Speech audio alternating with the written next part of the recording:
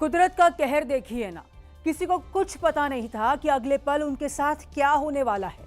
कोई होटल में आराम कर रहा था, कोई अपने घर में काम कर रहा था, तो हर्षिल में आर्मी के जवान अपनी ड्यूटी पर तैनात थे और तभी दबे पाव कुदरती सैलाब आ गया और सब कुछ सैलाब में बह गया, सब कुछ तबाह हो गया।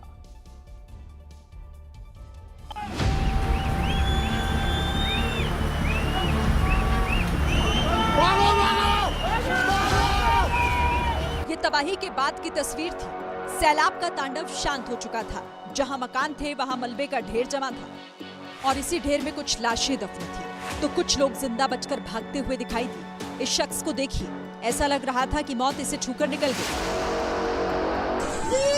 अरे भाग भाग! तो वायरस से की व्यवस्था करो यार। भाग भाग भाग! अरे इसको भी ठीक है यार, फंस गया वहाँ। दहशत से भर देने वाला ये मंजर जिसने भी देखा उसका दिल सहम गया। ऐसे बहुत कम लोग ही थे जो मौत को मात देकर बाहर निकल आए और इसके लिए भी उन्होंने कम संघर्ष नहीं किया। जिन लोगों ने इस मंजर को अपनी आंखों से देखा वो शायद ही कभी इसे भुला पाए। बहुत ही ज्यादा भी जो की परिस्थिति हो गई है।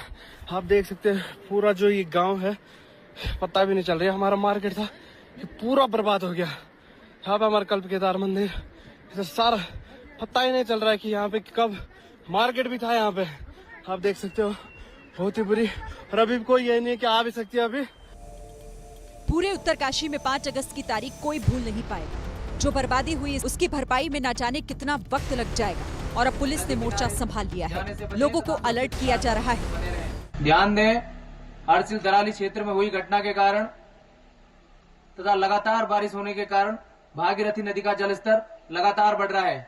आपसे निवेदन है नदी किनारे जाने से बचें तथा सुरक्षित स्थान पर बने रहें। पूरे उत्तरकाशी में जगह जगह पुलिसकर्मी घूम रहे हैं, लोगों को सतर्क कर रहे हैं। सभी लोगों को सूचित किया जाता है।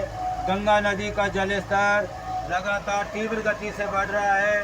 सभी लोगों को सूचित किया जाता है नदी के किनारे सतर्क रहें या फिर सुरक्षित स्थानों पर चले जाएं।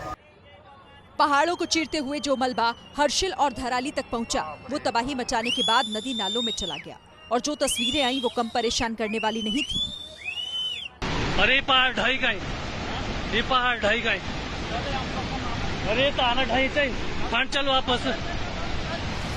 सिर्फ नदी और नाले ही नहीं, बादल फटने के बाद मलबा इतना भयानक कि उसने सड़कों पर भी कब्जा कर लिया।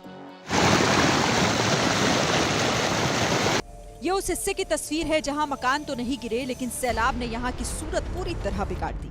मलबे की चपेट में आने के बाद गाड़ियां खिलौनों की तरह बिखरी हुई दिखाई दी। जरा सोचिए, जिस जगह पर मकान थे, होटल थे, वो जगह पूरी तरह सपाट है। 25 से ज्यादा होटल मलबे के ढेर के साथ ताश के पत्तों की तरह बह गए। आप खुद अंदाजा लगाइए इसमें कितना नुकसान हुआ होगा।